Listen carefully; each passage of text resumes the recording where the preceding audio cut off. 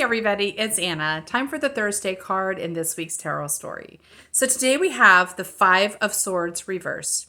So the number 5 is connected to conflict or challenge, and it really happens in the middle of a 10-card trajectory where you really have to decide if you're going to put up or shut up, right? This is where you commit to the rest of the journey, right? Swords are connected to the minds. They're about ideas and beliefs, mindsets, that kind of thing. The image shows this fella. He's got several swords already. He's collected some swords. So he's been in several duels. That's where to understand. He's been in fights and he's won these swords and he's smirking. He's pretty proud of himself. And this is a swords card. So it's basically like about kind of winning a fight, getting in a debate and proving your point, showing people they're wrong, enjoying trouncing people in this debate, right?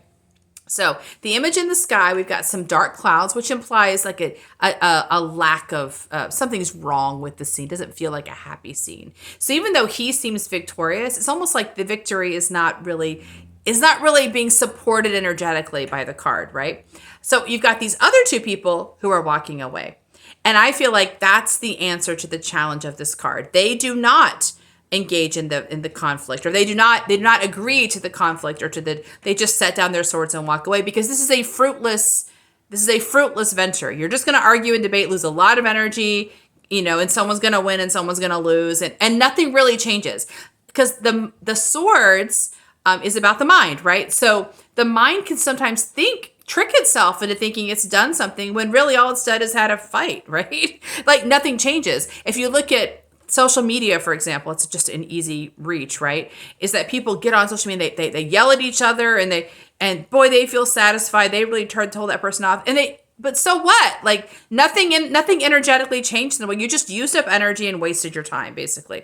So passing this challenge successfully is helping the mind let go of things, to not engage fruitlessly in things that don't match your purpose. Who cares what this person thinks or doesn't think? What am I here to do? So keeping the mind focused on, we're not going to get hooked into other people's drama, or debating other people, or getting defensive. Your job is not to prove yourself to other people, or be smart, or beat somebody else up. Your job is to follow the purpose of the intuition, and that's where you're putting all your energy. So knowing when to walk away is important. So this came to us reversed. And this suggests to me, because I feel like this week we're talking a lot about kind of letting go of old mindsets, right?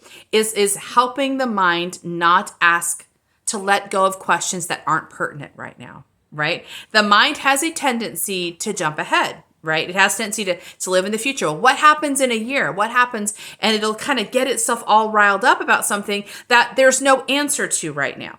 So I think I've shared this a few times, but a few months ago, my mind started getting concerned about me getting cancer. Just out of the blue, I'm like, but what if I get cancer, right? And so my mind was really disturbed by this. I don't even know where it came from. I told my mind, I'm like, well, yeah, we could get cancer, but we don't have it right now. So I don't know there's no answer to that. Like there's no path, there's no action steps to take. There's no strategy to be completed. Like we just have to wait for that to happen before we will engage it. So my mind, it happened a few times, and finally my mind let it go. So you're training the mind not to put its energy into things that are not directly helpful. Because as soon as the mind goes into theories, the problem with theories is that there's no real life connection to them, right? So you can't do anything about theories. Can't be solved. They're just theories, right? So you can't take action. You can't make a plan. You can't not even make a plan. You can't take action to solve them. I have a lot of clients that will tell me they're looking at making a life path change, or looking into going to business or something, and they say, what about money? But I have to worry about money. And I'll say, do you have money now? And most of the time they say, yes. Can you pay your bills? Yeah. Now I say, well, then this isn't a problem. It's a theoretical problem. It hasn't shown up yet, right? So you can't answer a situation that hasn't shown up yet. There's no way to take any action over it. So that's a useless, a non-productive use of energy. And I think that's what we want to do. We want to watch where the mind is sort of distracting itself, jumping ahead, and say, no, that may happen. What you're worried about may happen. But any solution to that problem has to be achieved once it does happen. So don't spend your time on that. Come back here. Come back here, and maybe there's nothing for you to do right now. And I feel like that may be the case because we have the 10 of Wands, which is on Tuesday, which is the finishing of a passion project. And that means right now you may be done. You may be waiting for a new thing to arise, and your mind's getting restless. It's getting worried. It's jumping ahead. We want the mind to learn how to not do that, how to be still, how to not waste its energy chasing rabbits, and instead help it to stay focused on being present and to following the guidance of the intuition, not chasing its own rabbits.